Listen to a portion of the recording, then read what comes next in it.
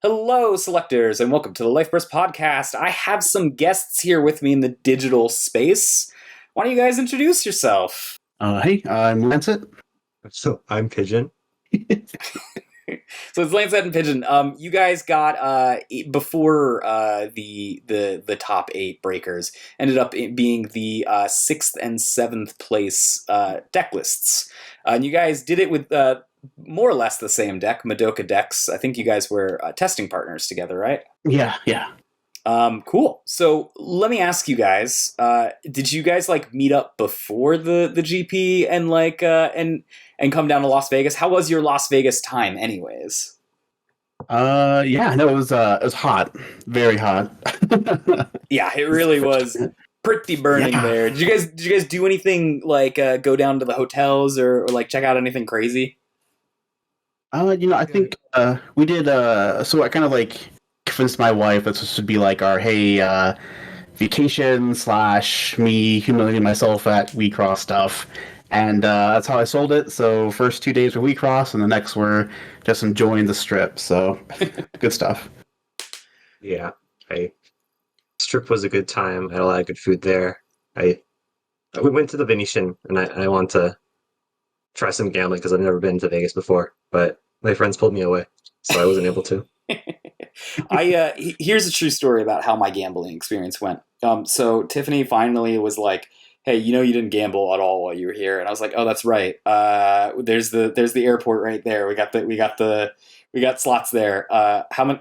It's like I didn't realize I had no cash on me, so I just took Jeez. three of Tiffany's dollars that she had, and I put them in a slot machine, and then pressed a button, and then it was like, "You lose," and I was like, "Oh." And then an old lady next to me felt really bad because she was like, "Is this your first time?" And I was like, "Yeah." And so she slipped in a dollar before I could do anything. It was like, "Hit the button again." And I did. And it was like, "You lose." So all I did was lose Tiffany's $3 and some old lady I didn't know. This is funny. Wow. I want to know what you look like to be like, oh, that's a beginner. Like, what's the giveaway? I think I was just so confused as to where to put the money. And then like I tried to do the crank thing because I picked one that had a crank. And then Okay. it didn't work, and I realized the crank was for show. I was like, oh, and then hit the button. I was very upset about my time.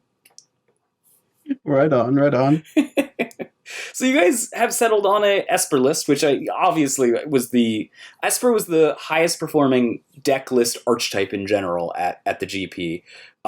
But you guys settled with Madoka, and the cool thing with you guys at Madoka, I think you guys were like two of the four players, which means the conversion rate on Madoka was like ridiculously high because of you guys. Pretty crazy. Yeah, nuts. And clearly there's some tech here that's working. Like you both settled on more or less the same list. Both ended up in top eight. So clearly it worked. What drew you to this over like, I don't know, the standard Tama, for example? Getting destroyed by Pigeon constantly in playtesting made Madoka seem significantly more attractive. So, Basically. So yeah, just generally through playing like a bunch of decks and like just playtesting other people. I've and like I've been playing at like Esper for a while now. I've been like rotating around like various algorithms between like a lot of Tamago, some Tama, I think probably some other white Elric, I forget. But like through playing this, I just kind of like we kind of came to the conclusion that this is probably the best deck, and it's not super close. Mm-hmm. Like, like for example, like against like Tama, it's like even just thinking about like the mirror match, like Madoka's enter like gives it a clear advantage. Yeah, and that's specifically And the freeze and Elrig, right? mhm. mhm. Yeah, yeah. How No how longer often, how being often able do to you play like guys like use the discard cards? Oh, the inner ability? Yeah. At least for me, it was like super situational, right? Like, since we have like Minumin and other cards that kind of go from there. It also depends on the matchup too, right? So if you're going into a Tama and you're going to three first, having them strip two isn't super advantageous to have them go to three and then just get two more cards. You're like, oh sweet. Also depending on like, what you had in hand, right? Like if you had a servant, okay, cool. Well, maybe it's not as big of a deal for me to freeze the Elrig, now when I could just kind of gain ahead. Because of the deck, right? It's tempo based, and the fact that like, you're whittling them down, their hand, and once they're down, a pretty good way. Okay, cool. Now it sets me up for my once per game, or that now you're putting into that choice of like, okay, do I enter charge or do I put things on the field, right? Because now I have to put up a screen. Um, it really kind of just depends, matchup dependent, and then what you have in your hand. So I guess fairly often, but just kind of depended on what you're playing. Anyways, I interrupted you guys. You were talking to me about what drew you to the deck in over broad strokes. Oh yeah. So Pigeon was on it for quite some time, and I myself the ceremony online card magic was like last year. I was like really on Madoka, like I think I got 26th, I believe, and I loved it. And I took it to my locals, and my locals was really big on trying to like build a community, and I kind of got shamed off of playing Control. So I was like, dang. And so I jumped off of there's a deck on the ground. We're never playing this again, right? And when I started playing against Pigeon, I saw he was on Madoka. I'm like, okay, cool. And oh man, what Pigeon? I think I threw like everything at you, right? Like mono white, Espertama, like everything. After like a month of playing that deck, I'm like, yeah, I'm going back to Madoka. I think I said that like 3 times. The catchphrase, yeah. Yeah. But yeah, like I was saying, it's just strong. It's strong against so many things. Yeah, it definitely clearly was. You guys between you all, you guys were, what was the final number at for you guys that you settled in 5-2, right? Yeah, at the end of everything, yeah. So I lost a top 8 once there. Yeah. I lost my first match of the GP. So that was insane. Just got lucky that I lost it to a guy who was like super good. So my tiebreakers were really awesome. But and so anyways, you guys have then, that means, I mean, look, 10-4 is pretty good, right? That's a lot of rounds between the both of you won versus lost. Sorry, just to clarify, we both ended 6-1. Oh, 6-1. Okay, Or in that case, after 6, yeah. 12-2 is better than. My bad. Yeah, I realize now it was 12-2. You're right. So anything in those 2 rounds that you're like, that's something. So in my matches, I think I only played 2 other blue players, and then the rest honestly were Tamas. And all of them are like mono white, with some spice here and there. I don't want to give the spice away, but my first matchup, this gentleman played and did the mono white thing, right? Recurred cards they need to, had a bunch of draw, and at the end they teched this one card they were able to bring back to open a lane to totally destroy me, and I didn't see it coming. I didn't think he was playing this card. And I know the suspense is really big. I wish I could tell you what it was. I haven't talked to them to see if they wanted to reveal it, but man, it was like 300 IQ. It was so good. I wasn't even mad that I lost. I was just like, dang. I lost in round 4 against Real Quaid and Carnival.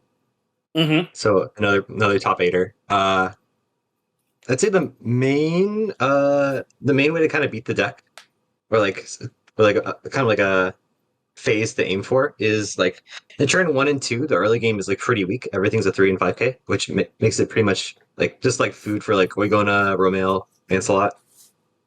And so it's against decks that are open the maximum amount of lanes each turn, or in turns 1 and 2, such as Red and Carnival, for instance. If you don't have the life burst, then it'll be a little rough. Yeah, and I definitely didn't have the life bursts. That's fair. I'm trying to make this sound like the least oh yeah, I won because of this excuse as possible, but No, Like it could definitely happen. it makes sense. Like so one of the reasons why I ended up on Tama instead of Madoka, I only barely tested Madoka. I didn't have a ton of time to really check what the spice was, but I knew you guys and some other people were messing around with Madoka. Was that I had my background in Nova as my control deck of yesteryear, and the Nova like white Signy walls, right? And I was so concerned with how much aggro I thought that there was going to be to fight into top 8 that I was just like, yeah, I just want to do that. I just want to put up the white walls that I have in Tama. I'm already playing like a crap ton of a bunch of level 1s that are white. I might as well go with a white center, so it'll be Tama. And that was inevitably what I did, which worked for me because I played. It's so funny, you guys. Every time I talk to different people who top 8, they're always got a different story. They're like, God, I played so much Tama, whereas the other person's like, I played 0 Tama. There's so much dash Hirana that I had to get through.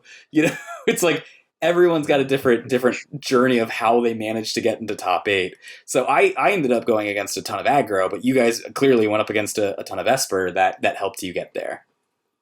Yeah, I think there was one matchup that like felt kind of free. I think his name was Tommy. But I told Shade at least once. No, the matches were really good, honestly. Even like it's funny in that match we had again, me and Tommy played each other. We knew it was gonna happen. Man, I think our records, just playing in general, he beats me like, gosh, I don't know. I'd say easily like 8, 9 times out of 10. And man, I just I burst stiffed them. It was it was rough. It was a good game. Well, you know, that's that skill issue, right? You just got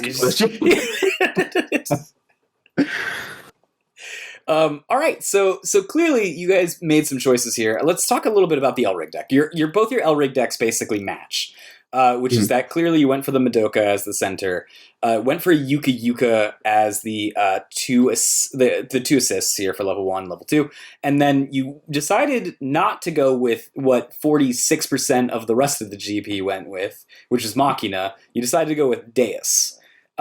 Let's talk about that. Why did you guys decide to go with Deus instead of Machina in this situation?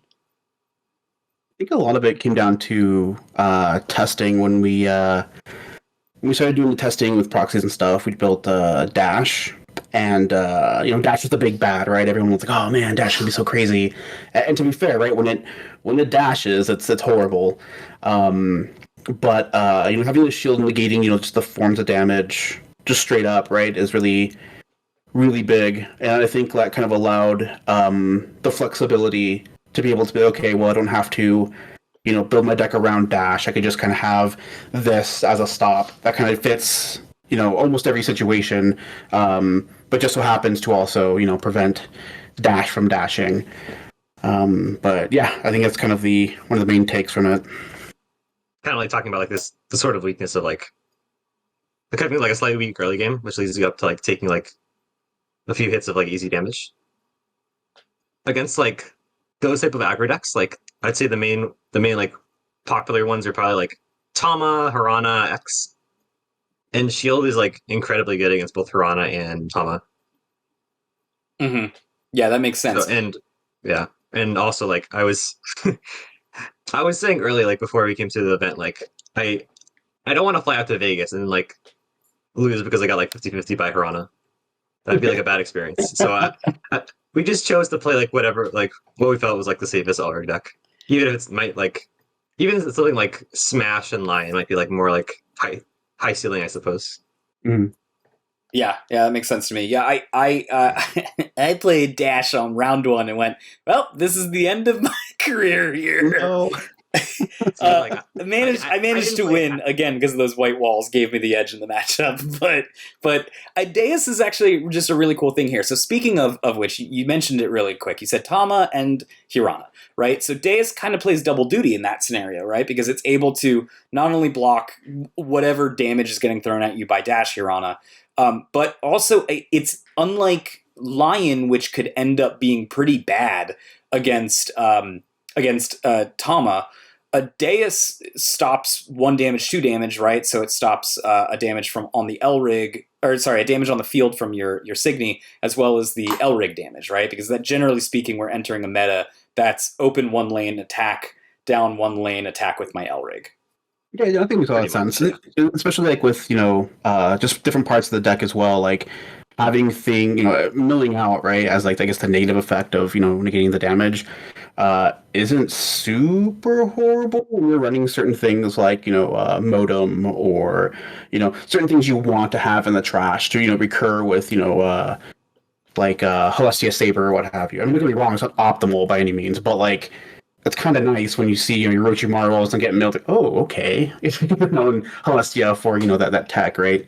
But yeah, I don't know. I definitely think it was a good switch up. I'm glad we made the decision before coming to the GP. Yeah, and speaking with the Madoka Shield, one of the things that I did in testing was I was always one of the reasons also I swapped over to Tama from the Madoka is I was like, oh yeah, no, if I play Madoka, I am 100% getting milled out to super ultra superheroes ever, right? Because Madoka's ability of I'll mill us both basically one per turn just speeds it up so that everyone mills out at some point. So it really doesn't matter too much that you're going to mill out with Deus because it was already sort of going to happen with the Madoka Center anyways, right? Yeah. I think it's kind of have that mindset, right? It's going to happen eventually, so don't worry about it. I think that's some of the players I played against were kind of freaking out about it. And I guess once again, like going through the gauntlet with Pigeon and Tommy, it was just like I'm just so used to it. So I just always have 6 life cloth. Don't worry about it. Like it's gonna happen. Yeah, I mean, I guess that makes sense too. And there's some benefit to refreshing a little earlier too, right? Because you guys have a serious amount of draw and filtering power, so you could be like, I'm gonna hit these guards again or whatever, if I just refresh a little earlier. Yeah. Let's talk about the Yuka Yuka pawn and Yuka Yuka Dojan a little bit here. So I like these assist lines. I think they're really cool, but I'd love to hear your thoughts on it. Mostly just because or it's very good as just like a cheap one stop, and it plays very well into just kind of the resource analogy game you're trying to play. You're trying to give your opponent they pretty much 0 cards in hand at all times, and very few enter. So being able to usually just take them off one enter is pretty valuable. Got it. So it's basically the way that it was played mostly for you is stop 1 damage, enter, burn 1. Yeah. Yeah. Usually, or if they have cards in hand, then they can discard, and that just makes discarding them out next turn even easier. No matter what they choose, it's obviously very bad for them. Yeah, so it's one of the few good catch-22s that you can be playing in a game. Is basically what you're saying. Yeah, well, it's funny. Whenever we played a match, and I came to the realization, I'm like, oh, I could just not pay anything, and then Pigeon will have to he can't grow or he can't play higher level cards. Brilliant. And then he's just like, oh wait, this is an Esper deck that doesn't need to necessarily do that. So now I just gave you an extra free stop. Sweet. So yeah, at first I was like, oh, this card may not be as awesome because your opponent could do that, but it's like no, that's not the point. The Dojan just becomes your level 1. Yeah.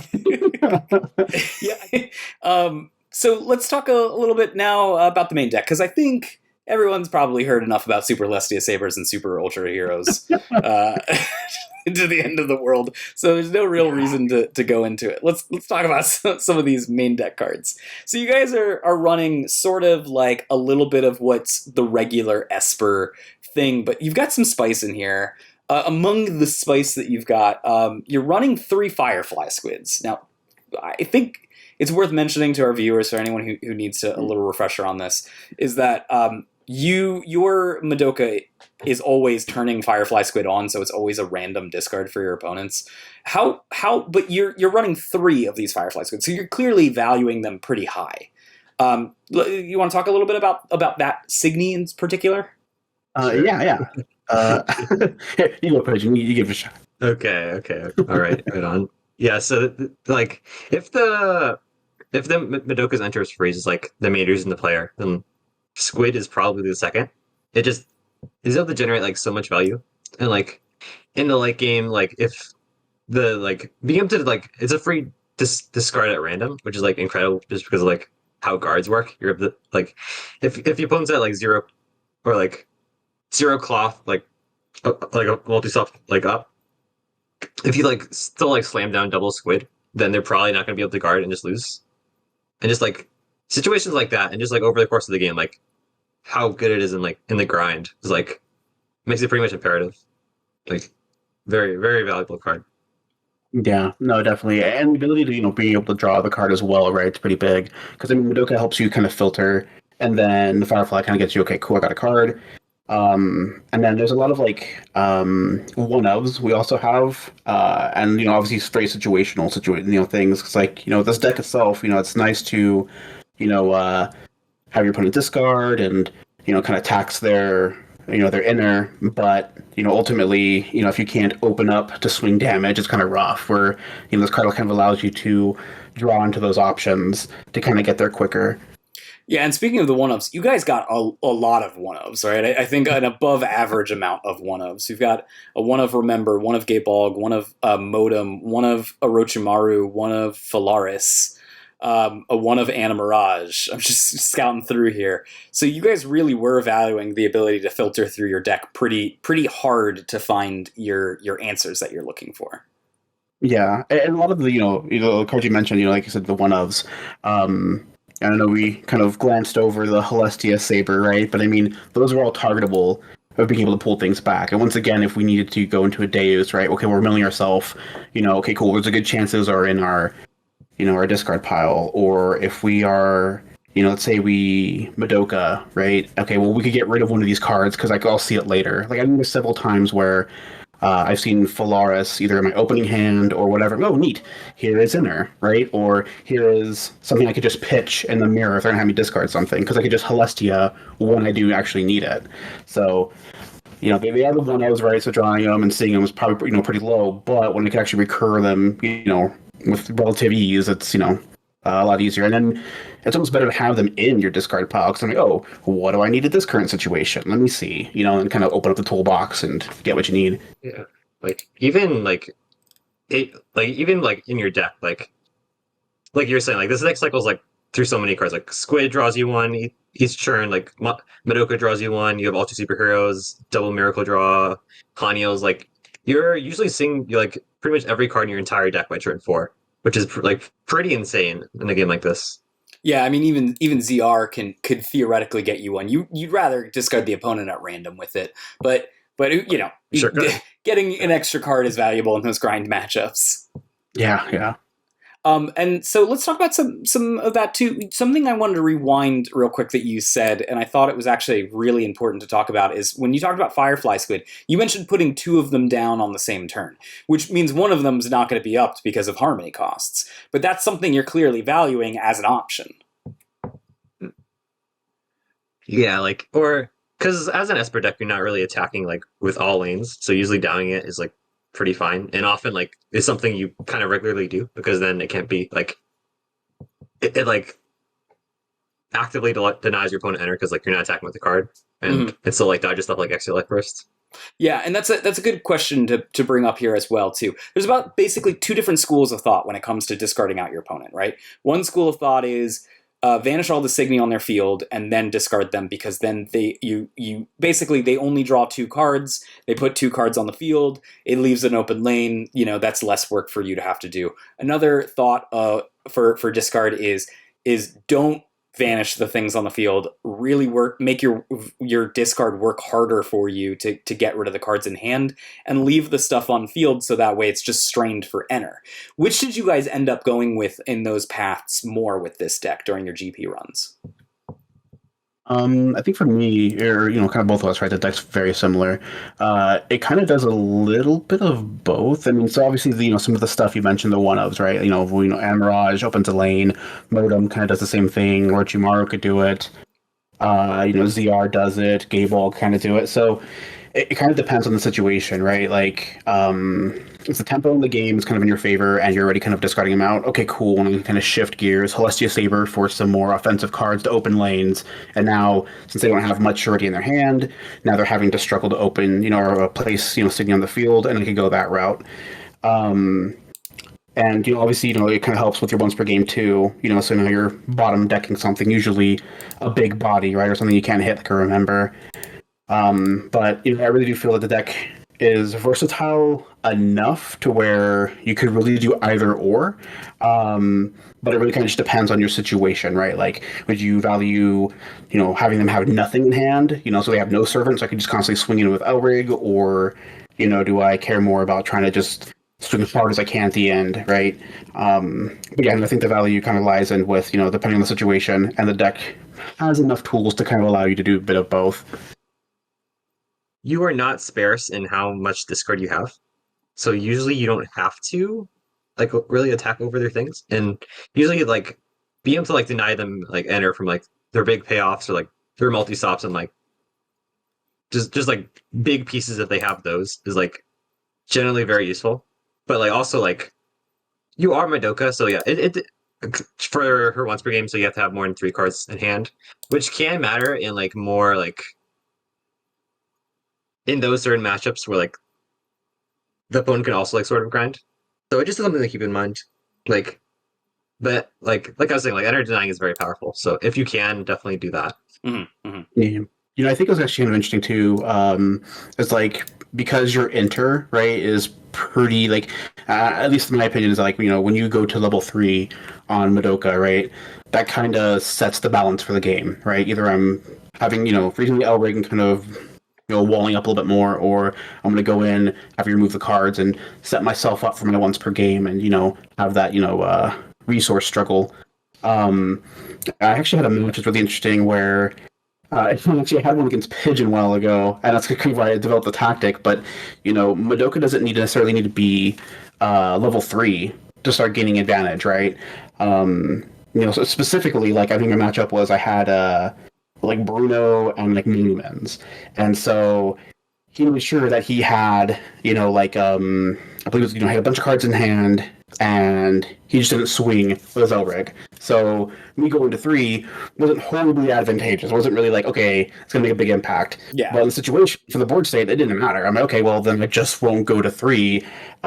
Bruno, discard from one of them, take 3 cards. So like, we kind of played this game of chicken, and I think at the end, he didn't like swing twice because he was like, oh, you're just going to freeze my guy. And it's like, thank you for the free servants, I guess, right? Like, it's just that mind game. And I know I learned that from Pigeon. Actually, played a game where I was like, you didn't necessarily need to do it, right? The cards, from 2 or less, kind of just set you up. As Pigeon was saying, you have a lot of discard, and you don't have to necessarily go to 3 to get the ball moving. You could literally just sit there and discard your opponent out on lower level Signies.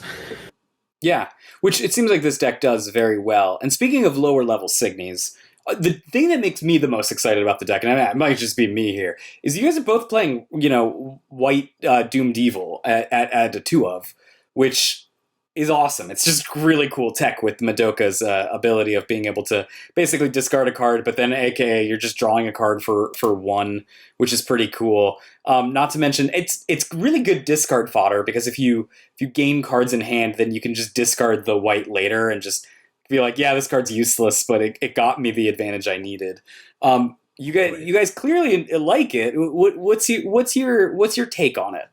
Yeah, no, I think this is just me. I think this is me actually. Yeah. Got it. Okay. Yeah, I can talk about this card. Yeah, this card's really good. So, this was like one of my more like last minute changes to just running the 2 of. And like I think like at one of the proxy, like the first proxy tournaments I played it, and I wasn't like a super fan. Like I think I even like told you about it. Like, yep, we talked about it. It wasn't. Yeah, I was like, dang, I don't think this card's very good. But then like in the last few weeks, I tried it like more and more, and like I like in matchups where like they're trying like you're playing like it's something that's like also like kind of discardy. Like I'd say like probably the best examples of this are like Nova and Adams, where like they're trying to make you discard, but they're also like regularly attacking your cards. Like they don't really care about giving you enter. Like being able to use white and like to convert like Monomans basically into like random drains, and then like Madoka basically into just like a draw one. And like for a resource you're not really like too tight on is like pretty insane. And makes it so like you pretty much can't lose the grind game against those like kind of decks. Yeah, it makes sense as a tech. And so that's one of the cards that you guys are doing different. I'm just just quickly clicking back and forth to see what the differences are. It seems like there's also a difference in the amount of Yukis, is what I'm seeing here, as well as the difference in the amount of Neon Tetras. All right, I'm trying to think of if there's anything else left to talk about the deck. You guys let me know. Lanza, is there anything else you want to talk about the deck with, about things I missed that you guys want to shout out? No, it's pretty much, Esper, right? Yeah, I think Madoka is I mean, this might be a hot take, but yeah, I think Madoka is like, the apex of Esper, just being able to do all the things it does, and then be as versatile as it is, right? It's just really strong, really, really strong. Yeah. Yeah, I don't think it's a hot take, man. I'm the one who got to top 8 with Tama Esper, and even I'm looking at this and being like, I would have had a better matchup against Nova if I played something like this. Yeah. Yeah, like against that deck particularly, just like you have so many tools that are just like kind of turtling. And like you don't even have to force the assists out. Like I think the ideal way to play it is probably just you just chill and like slowly outgrind them. And then like eventually you have to do something. And then you kill them. And Yep, that's about it. yeah. a lot of matchups are like that for the most part. Just very, very strong, very flexible deck. Yeah. Well, I'm glad you guys managed to get the top 8 with it. I'm glad you didn't go to time, because real possibility with all our Esper stall decks we were playing. Oh yeah.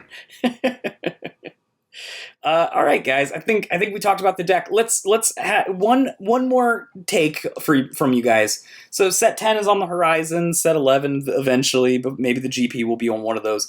Are you guys thinking about swapping to like anything, like maybe doing a more of a Remember Esper, or are you guys like, no, I think Madoka's got what it takes to go for a little while longer? I'm probably going to play everything just because I always end up playing everything, but I really think Remember's so strong. I'm really excited to play with Remember, honestly. Yeah. Definitely one of the first things I'm going to be trying out. But like, also, Remember, like, the mirror match team's kind of like not fun. So I might come back to this deck. Very likely. I mean, look, if it's a good mirror breaker, it makes sense, man. I'll be on Remember until I get destroyed, and then, like always, I'll be like, you know what, Pigeon? Madoka's the way. You're right. Again. One more year. Well, guys, is there anyone else you want to give any shout-outs to before we end this interview? Tommy, 100%. Like I said before, we have a little group where we kind of just, we played and, chatted with each other, and, oh man, we played so many games and just grinded so much prepping for this stuff, and, Tommy's awesome. Good sport. Hopefully he'll do better next time. Hopefully he doesn't have to face me again. That was already rough for him. Yeah. But mistake. But yeah, I don't know. Honestly, all the Discord servers, Card Garden's fantastic. It was just it's really fun. I think just kind of being able to see everybody, everyone you met before or not before, but like you moved through Discord and then seeing one area, it was just like, oh man, the energy and everything was so fun. So I guess just shout out to the whole community, right? Like I'm glad that we're able to get something super fun, like this, and I don't know, this is awesome. It was a really good experience. Yeah, it was pretty much exceeded like all my expectations, like the Grand Prix. And just, I guess for my shout out, I just say like everyone at my winners, like my locals, just very, very good group of people to play with, and then like just anyone who's on this deck in general, like and especially BU, I've pretty much stole like all my tech from, and who's gave me good advice against Adams that I used, and I maybe win a round 3, but not against not my semis. Unfortunately, I lost that pretty hard. But yeah, don't you worry, guys. I know we're all in talks to be like, all right, we got to level up before the next GP. We're not making fools of ourselves. Yeah, I'm when those VODs get posted, minute 1, I'm gonna be there. All right, guys. I hope that you guys, to end the podcast per the usual, I hope you guys always flip a life burst. And remember, maybe Lancet's just on Madoka from now on.